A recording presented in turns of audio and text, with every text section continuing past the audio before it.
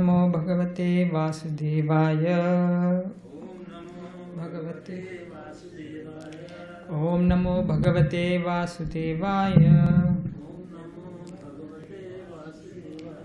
Om Namo Bhagavate Vasudevaya. Om Ajnanatimirandasya Jnananjana Shalakaya Chakshurum Militam Yena Tasmai Shri Gurave Namaha.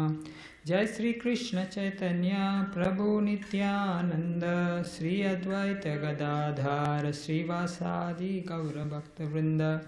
Hare Krishna Krishna Krishna Hare Hare, Hare Rama Rama Rama Hare Hare. So we will read 3 verses from the Bhagavad Gita. Chapter 4, we'll first start with chapter 4, text 15. I'll tell you the page.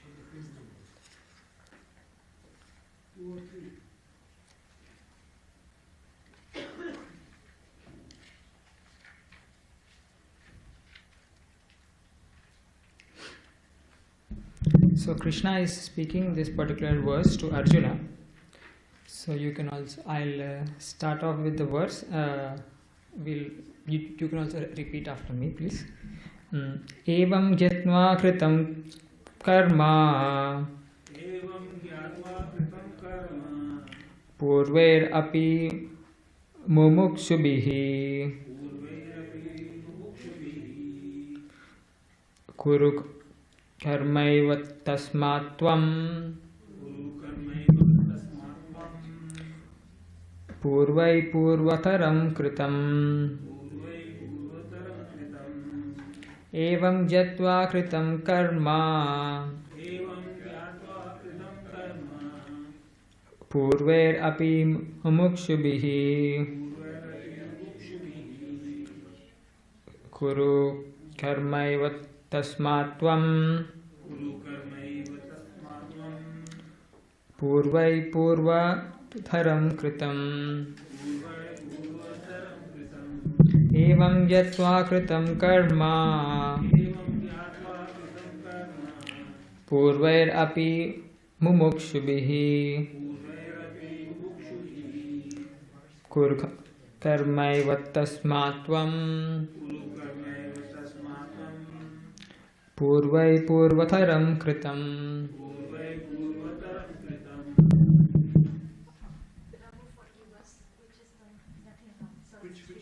Page number 203, chapter 4, shloka 15, text 15. Yeah, are everyone able to access that page? Okay. So we'll read the translation. All the liberated souls in ancient times acted with this understanding of my transcendental nature. Therefore, you should perform your duty following in their footsteps. So Krishna is speaking this to Arjuna, right? So we'll also continue with we'll also read the purport by Srila Prabhupada. Srila Prabhupada ki jai. There are 2 classes of men. Some of them are full of polluted material things within their hearts, and some of them are materially free. Krishna consciousness is equally beneficial for both these persons. Those who are full of dirty things can take to the line of Krishna consciousness for a gradual cleansing process, following the regulative principles of devotional service. Those who are already cleansed of the impurities may continue to act in the same Krishna consciousness so that others may follow their exemplary activities and thereby be benefited. Foolish persons or neophytes in Krishna consciousness often want to retire from activities without having the knowledge of Krishna consciousness. Arjuna's desire to retire from activities on the battlefield was not approved by the Lord. One need only to know how to act. To retire from the activities of Krishna consciousness and to sit aloof, making a show of Krishna consciousness, is less important than actually engaging in the field of activities for the sake of Krishna. Arjuna is here advised to act in Krishna consciousness, following in the footsteps of the Lord's previous disciples, such as the sun god Vivasvān, as mentioned hereinbefore. This Supreme Lord knows all his past activities as well as all of those of persons who have acted in Krishna consciousness in the past. Therefore, he recommends the acts of the sun god who learned this art from Lord some millions of years ago before. All such students of Krishna are mentioned here as past liberated persons engaged in discharge of duties allotted by Krishna. So in this particular verse, Krishna, Lord Sri Krishna is explaining to Arjuna that the knowledge which he is teaching to Arjuna is not something new. So this particular knowledge has already been revealed in the past to different sages, kings and others who have applied this knowledge in their lives, and they have progressed towards understanding who is Krishna and how to act, and then eventually to serve him. Right? So Krishna, Lord Sri Krishna here is explaining that all of these different sages have taken advantage of this particular knowledge and they have made progression, and so he is asking Arjuna also to do the same. Right? So Arjuna has this particular duty of protecting the dharma, right, in the battle of Kurukshetra, and Arjuna had this doubt, whether do I need to act or do I need to kill my teachers and my cousins and then obtain this particular kingdom and then rule the world, right? Or should I not kill my particular teachers and other people and let them, although they are evil minded, let them rule the nation or the planet, and I'll not be involved in this, and I'll stop doing any action, right? So Lord Krishna is encouraging Arjuna to not be just a silent spectator in spite of having all of the abilities, right, and all of the blessings of Lord Sri Krishna, right? And it was his duty to protect the dharma and establish the rule of law in the planet.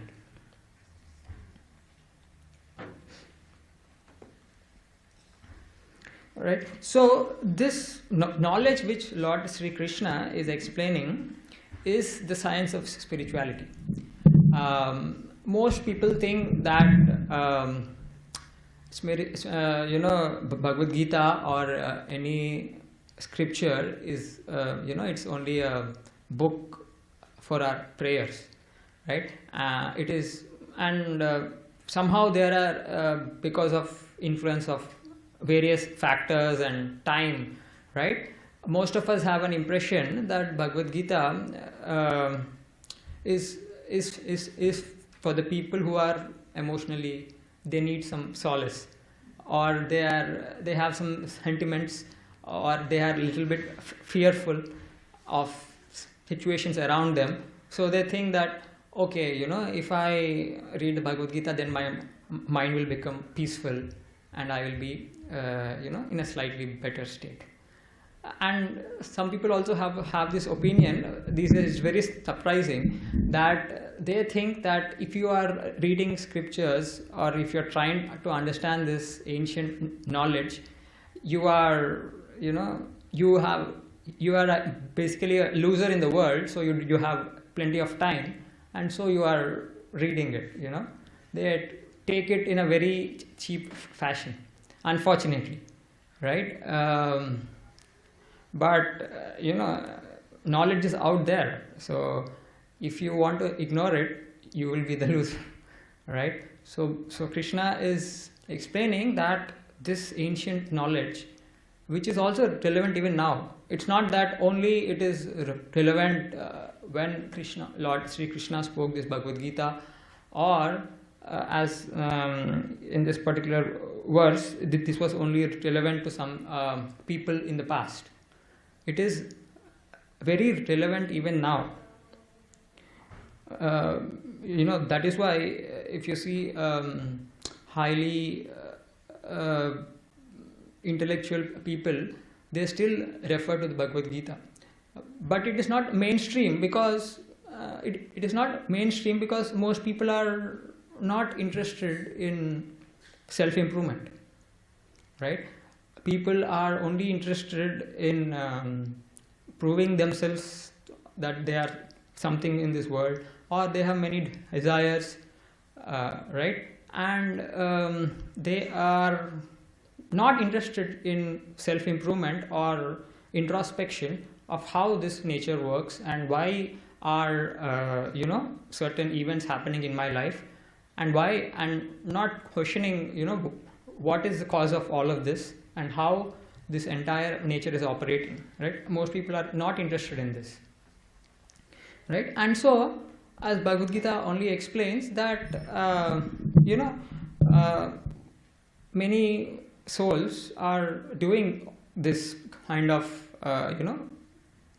playful, they are just trying to enjoy themselves to their whims and fancies, and they are suffering, right? If you carefully observe, right, if you don't have knowledge and if you act, you would increase your suffering, right? So if you have a child, right, if a child goes near a fire, right, and then he or she puts her hand into that without knowing how it would impact him, right, the child is hurt, right?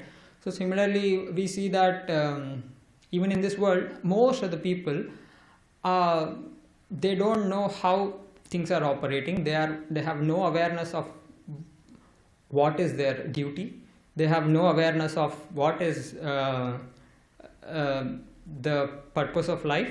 They have no awareness of how to even mitigate these kind of issues that they come across at every stage of their life, right? And at the end they cry, right? They become old and they feel lonely, and nowadays this loneliness is also coming to the younger population also, right?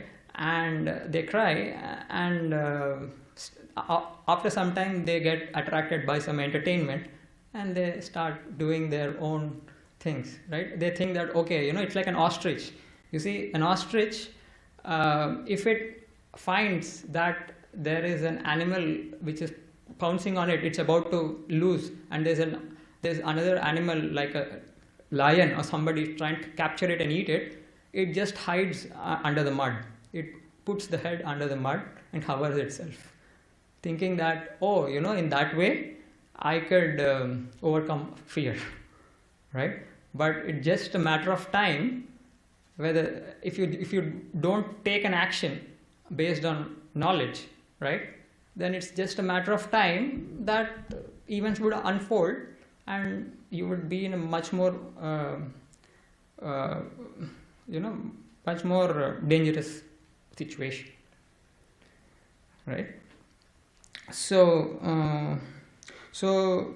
Arjuna was also in this kind of situation, fortunately, but Arjuna had this great company of Lord Sri Krishna, right? And so then Arjuna was reminded of what was his dharma at that particular point of time through this knowledge, and he acted, and then he was very successful in his life, right? So most people think success is only about making more economic progress, or growing up in some career, right? But success is more about deeply connecting with ourselves and feeling satisfied and happy, right? And other things are the byproducts of that, right? So if you are not, if your definition of success is skewed, that is why we keep chasing after shadows and have more troublesome situation. So, but Arjuna was fortunately having this great company of Lord Sri Krishna, who guided him through his anxious phase of his life, and then that is why even now, after thousands of years, still we are able to talk about Arjuna, right? He became a very glorious personality, right? Anybody has any comments on this verse? Any thoughts? Yes, you could use the mic. Oh, that's okay. I try to be loud. No, but we want. There might be somebody in the internet also be.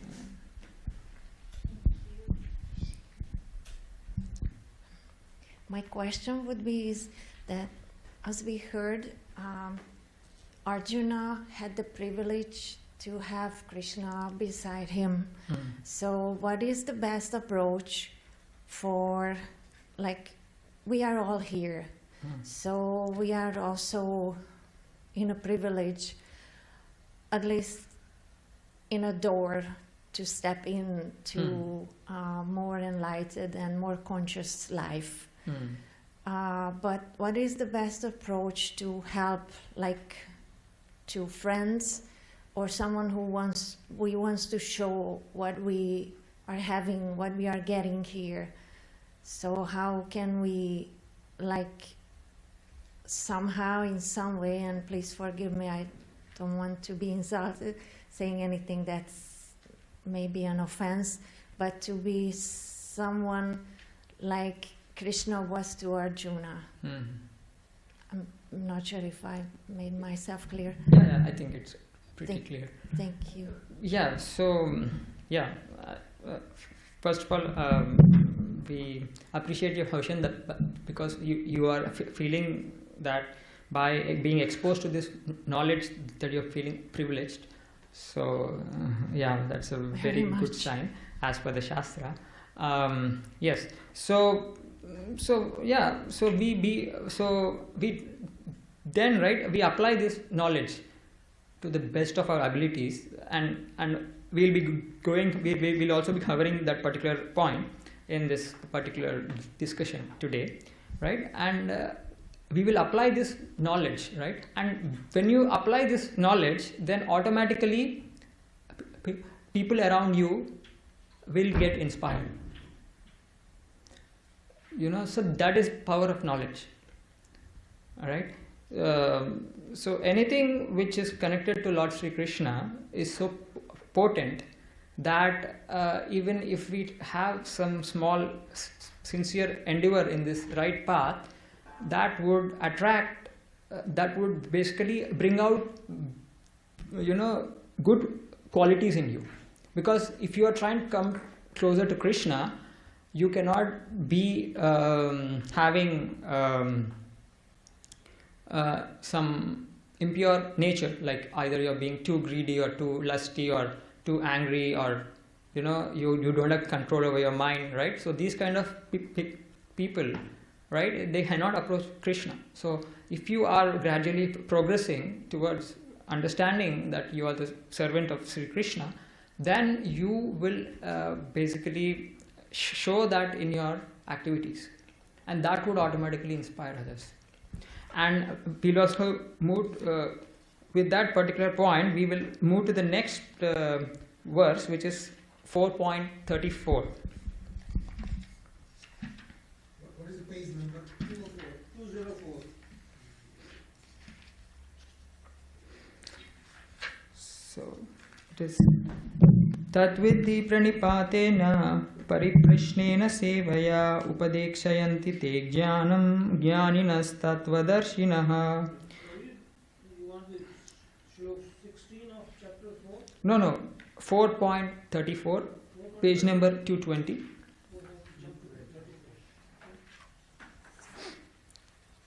So Krishna is here. I'll read the translation and purport. Is everyone there?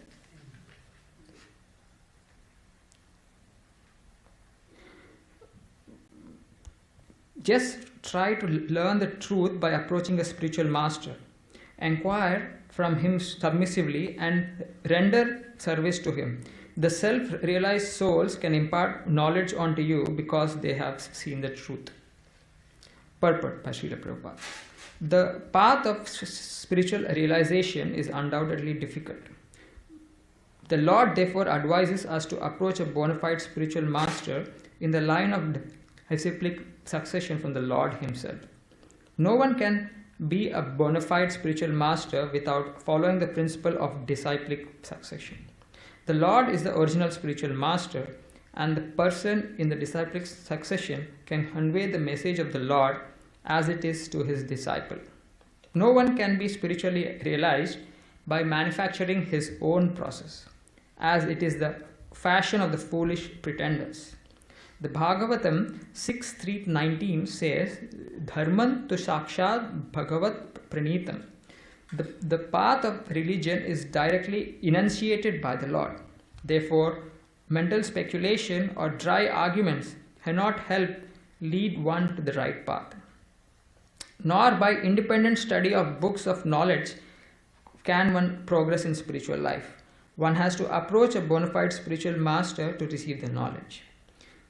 Such a spiritual master should be accepted in full surrender, and one should serve the spiritual master like a menial servant, without false prestige. Satisfaction of the self-realized spiritual master is the secret of advancement in spiritual life. Enquiries and submission constitute the proper combination for spiritual understanding. Unless there is submission and service, enquiries from the learned spiritual master will not be effective. One must be able to pass the test of the spiritual master, and when he sees the genuine desire of the disciple, he automatically blesses the disciple with genuine spiritual understanding. In this verse, both blind following and absurd inquiries are condemned.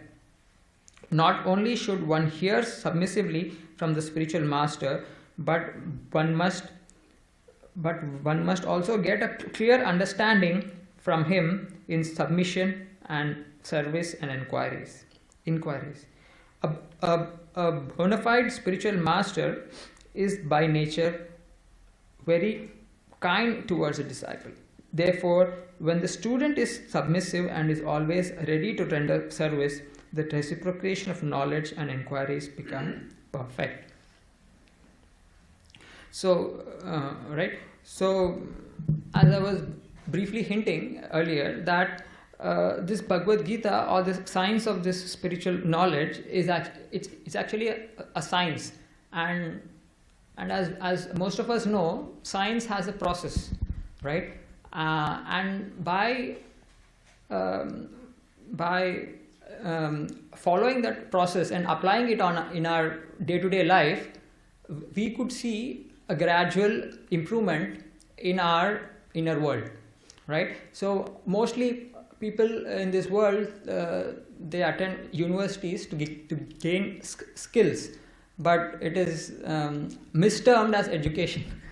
Although skills are needed, right, in order to operate in this world and do various activities, real education is to have control over your inner self, right? So that is what is Bhagavad Gita talking about, right? So real knowledge or real education is to be able to control your inner self, control your emotions, control your mind, control your thoughts, and act according to a higher knowledge with which you can help yourself and you can help others around you,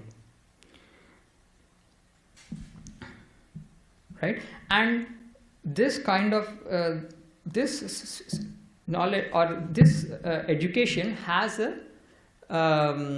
slightly different approach of progression, right? So, so here, over here, we need to, as Srila Prabhupada is explaining, that because this knowledge is above our realm of operation, right? So we operate with objects, things, people, right, at the physical realm, right? But we are not aware of subtle energies and how they interact, right? So this knowledge is coming from Lord Sri Krishna himself, who has created this entire nature, right? And so this knowledge is coming from a higher realm. So that's why it is called as transcendental knowledge, right? Transcendental means something which we don't have currently any direct access. Okay, and there is a reason for that to be not having direct access, because knowledge is power, right? So unless that person is having capability to use it in the right way, right? Knowledge is not revealed. So that is the reason, right? We need to approach a teacher. So we need to approach a spiritual master who himself was a student.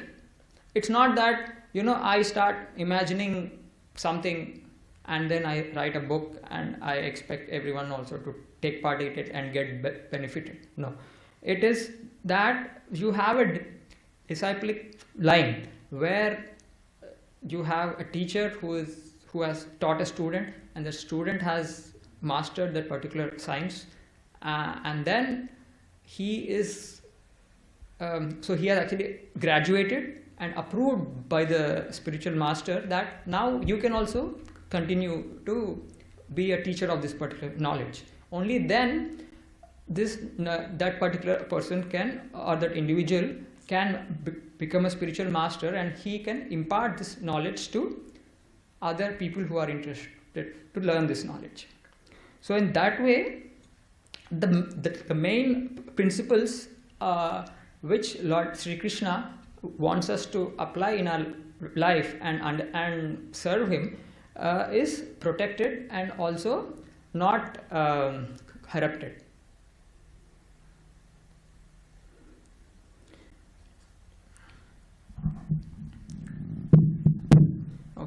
Okay. So so here in the purport, Srila Prabhupada explains that one should, now then the next question would come, then how would you identify such a person, right? Who is right? How do we know whether he is just talking and he's speaking something eloquently, but is he actually a real spiritual master? So that is why we should also question, right? And we should also observe that individual keenly, how he's he's behaving, how he's acting in his life, right? Is he aligning, are his actions aligned with what Lord Sri Krishna is teaching or not, right? We should not accept blindly anyone or everyone. Right? So the author of this book, Srila Prabhupada, that is why writes the title of the book of Bhagavad Gita as it is, because he has not put in his own thoughts, right?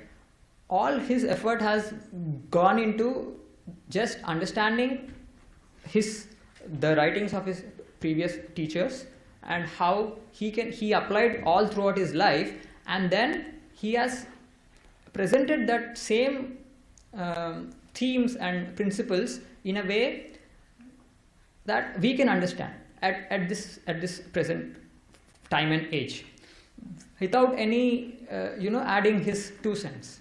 You see, so in that way, so I have personally also read the previous Acharya's writings, and that has increased my faith in Srila Prabhupada, that he is a very genuine spiritual master, because every point he makes, every statement or every principle he makes, he has not concocted on his own. It is not that one fine day he was sipping in some tea and an idea struck in his mind and thought, oh, that's a very nice way of leading life, and so he tried it down. No, right? He is so he has scrutinizingly studied the previous Acharya's books, and he has written down this particular book. So that's why he has titled the book Bhagavad Gita as it is. So that has basically also deepened my faith that Srila Prabhupada is a very genuine person.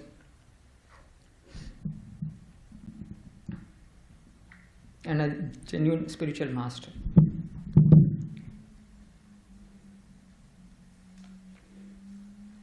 Any thoughts on this particular verse, or anybody wants to have any? You could use the mic. It's okay. Sometimes I feel like it's a very thin line for general people to identify or to understand a true master while having a full submission. So that there is a very thin line to understand that, maybe because at one sense you need to be submissive so that you can progress in the path. At the on the other side, it's also very important to understand and basically, like you say, scrutinize or keenly observe. So there is two ways, right? One side you need to observe, and another side you need to submissive. You need to be submissive. So that two characters, to maintain equally, there is a very thin line. Yes. Most of the cases, sometimes it might be very difficult for most of the people, and they sometimes might get confused or diluted. Correct. So maybe you might want to extend a little bit more on that. Okay, thank you. I'll try my best with whatever I know. Yeah. So yes. So one needs to. That is why keenly observe that individual who is claiming to be a spiritual master, right? And it's like anything we do in life, right? For example, right? We go to a university, right? And then we try to see, whether I'm liking this particular course, or is it, and then you make your assessment whether me investing this much amount of time and energy and money in this particular university or in this particular course, is it worth it or not, right? So this aspect comes in almost every aspect of our life, right? So then that is why we look at various angles, right? We look at people who have graduated from this particular university, right? We see what they are doing now, right? So even here we could understand, we could also observe that persons, that spiritual masters, disciples, or people who have taken to that path. So here, that is why even Krishna himself is speaking this earlier verse, saying that this knowledge he has already spoken to Sun God, Vivasvān, and he has perfected his life by applying this knowledge.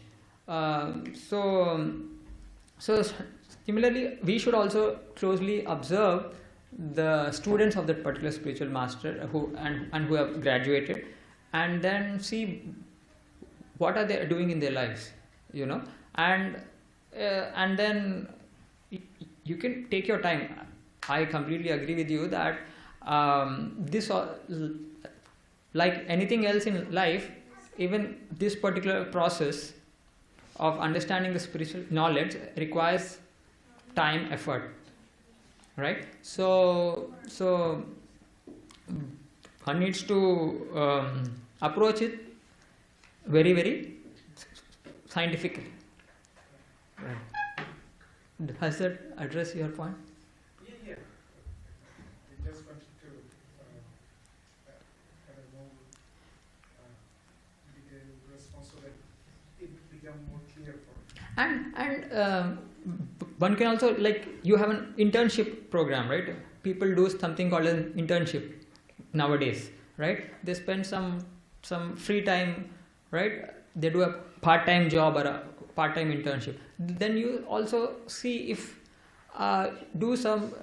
first of all, I think if a person is little intelligent, he can clearly understand at least if the basics are right or not right. So after that, then you can invest some time, and then you see that are you also experiencing the same changes in your inner world as been described in the scriptures. So in fact, this spiritual science is so detailedly explained that there are different specific stages in this path of spiritual knowledge. So first is Shraddha. So there's a book called Nectar of Devotion, where the author Srila Rupa Goswami explains what are the different stages of this particular path, and an individual in that particular path, what are his emotions, what is his attitude, how and how he operates. All of that, the psychology of that particular stage is very systematically defined. So an individual can assess himself or herself by comparing his inner world, his thought processes with that, and see that if he is actually, after investing that time, is he actually making that progress or not. So this is a very deep science. So in that way, one can evaluate a particular person who calls him to be a spiritual master. Can I Yes. raise a related question? Yes. I think there are two issues. One is there is an element I think we're missing here, which is an additional element. That is, sometimes it is not, as we discussed, sometimes it's just not possible to rationally scrutinize. Because you are coming from a lower level you're trying to scrutinize somebody who is more evolved than you. Correct. So isn't there an additional factor also, which is Krishna's blessings, which leads you to selection of the right, whatever, the teacher you want? Yes. If that factor is not there, Yes. you can never you probably will not be able to rationally scrutinize and find your teacher. Because there is a hidden element, which is Krishna's blessings, which takes you to the right spiritual teacher actually. Right. Yes. Otherwise you cannot do that. It is very difficult for a person with a lower to scrutinize a higher evolved soul to determine that whether he is the right teacher or not. Yes. Yes. Thank you. There is an element missing in our discussion. That is what the difficulty is. Thank you. That's what at least I think, but Yeah. comment on that. Thank you. Yes, it's a very valid point. Krishna himself says in the Bhagavad Gita that as you are trying to approach me, I will help you from the within. Because Krishna is present in our heart as Paramatma. And so, if we are sincere, he will guide us. And right, so there is this element of his blessings definitely that needs to be there. And if you can also see, the Shastra is also in one way the blessing. It's not that, okay, this blessing is only restricted to certain class of people. No, right? So Lord Sri Krishna is making this particular Shastra accessible to everybody.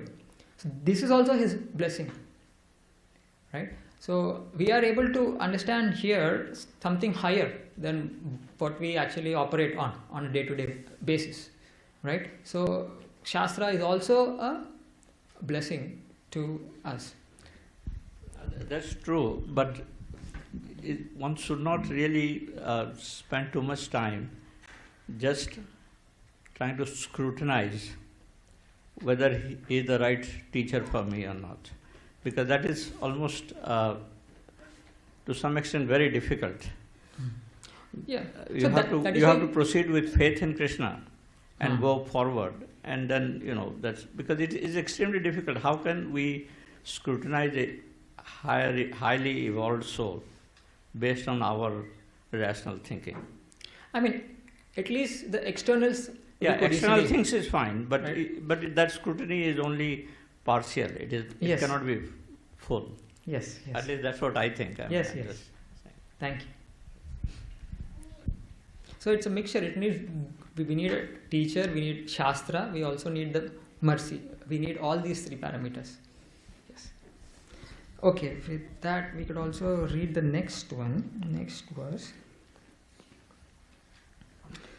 Yaktva na punarmoham evam vyasasi pandava yena bhutani aseshani drakshasi atmani athomayi. Translation: having obtained real knowledge from a self-realized soul, you will never fall again into such illusion. For by this knowledge, you will see that all living beings are but part of the Supreme, or in other words, that they are mine. Purport: the result of receiving knowledge from a self-realized soul, or one who knows things as they are, is learning that all living beings are parts and parcels of the Supreme Personality of God, Lord Sri Krishna. The sense of an existence separate from Krishna is called Maya. Something that we have nothing to do with Krishna, that Krishna is only a great historical personality, and that the Absolute is impersonal Brahman. Factually, as it is stated in Bhagavad Gita, the impersonal Brahman is the personal effulgence of Krishna. Krishna, as the Supreme Personality of Godhead, is the cause of everything. In the Brahma Samhita, it is clearly stated that Krishna is the Supreme Personality of Godhead, the cause of all causes. Even millions of incarnations are only his different expansions. Similarly, the living entities are also expansions of Krishna. The Mayavadi philosophers wrongly think that Krishna loses his own separate existence in his many expansions. This thought is material in nature. We have experience in the material world that a thing, when fragmentally distributed, loses its original identity. But the Mayavadi philosophers fail to understand that Absolute means that 1 plus 1 is equal to 1, and that 1 minus 1 is also equal to 1. This is the case in the Absolute world. For want of sufficient knowledge in the Absolute science, we are now covered with illusion, and therefore we think that we are separate from Krishna. Although we are separated parts of Krishna, we are nevertheless not different from him. The bodily difference of the living entities is Maya, or not actual fact. We are all meant to satisfy Krishna. By Maya alone, Arjuna thought that the temporary bodily relationship with his kinsmen was more important than his eternal spiritual relationship with Krishna. The whole teaching of Gita is targeted towards this end, that a living being, as Krishna's eternal servant, cannot be separated from Krishna, and his sense of being an identity apart from Krishna is called Maya. The living entities, as separate parts and parcels of the Supreme, have a purpose to fulfill.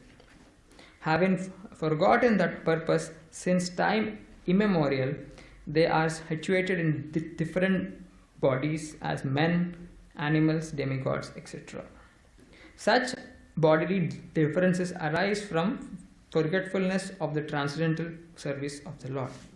But when one is engaged in the transcendental service through Krishna consciousness, one becomes at once liberated from his illusion. One can acquire such pure knowledge only from a bona fide spiritual master, and thereby avoid the delusion that the living entity is equal to Krishna. Perfect knowledge is that the Supreme Soul, Krishna, is the supreme shelter for all living entities, and giving up such shelter, the living entities are diluted by the material energy, imagining themselves to have a separate identity. Thus, under different standards of material identity, they become forgetful of Krishna.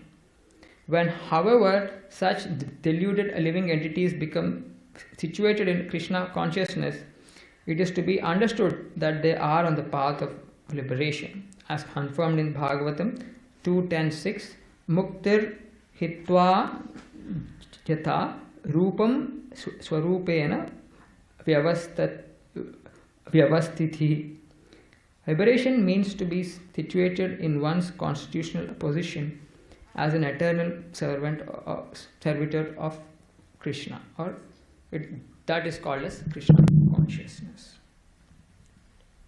Right, so here Lord Sri Krishna is continuing how by acquiring this knowledge from a person who is a spiritual master, who himself is a self-realized person, right, he or she can observe that he is able to progress and he is able to control his thoughts and actions in a way that is progressive and that is pleasing to Krishna, right? So we see in this world why everyone is unique, right? So one way to answer that is because we have different desires, and based on our different activities we have performed on those desires, we have acquired different natures, right? And so we have different conceptions of life, of how to be happy, right? But all of this has to eventually lead to an understanding that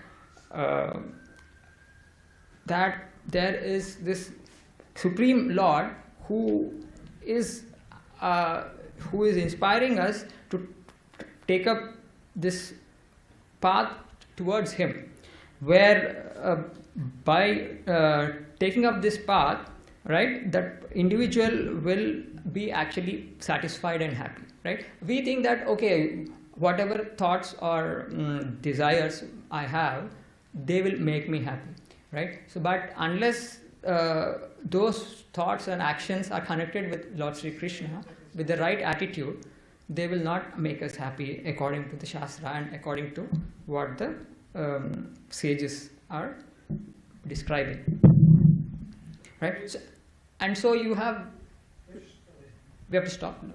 Yeah, so I'll just conclude that, so that is why even you find different philosophies, right? Each one elaborating on different points, right? Because why? Because that individual has to assess, and it becomes, as Prabhuji was earlier mentioning, right? This path is, it's quite, it has to be scientific. If it is not, then it's very easy to deviate, right? So that is why, over the history, we find that different peoples have deviated from this path, and they say, okay, no, and they have stopped their progression towards Lord Sri Krishna and thought that, okay, whatever I have understood until now is the truth and is the reality, right? And their ego or something else have overpowered them, and they say that, okay, this is what is actual thing or actual process one needs to follow, right? So but unless one is praying to Lord Sri Krishna and then having this access to this knowledge, and then also taking advice from an evolved spiritual master, right? This process becomes almost impractical. Okay, with that we'll stop. Any last comments or thoughts? Okay, thank you for coming for this session. Hare Krishna.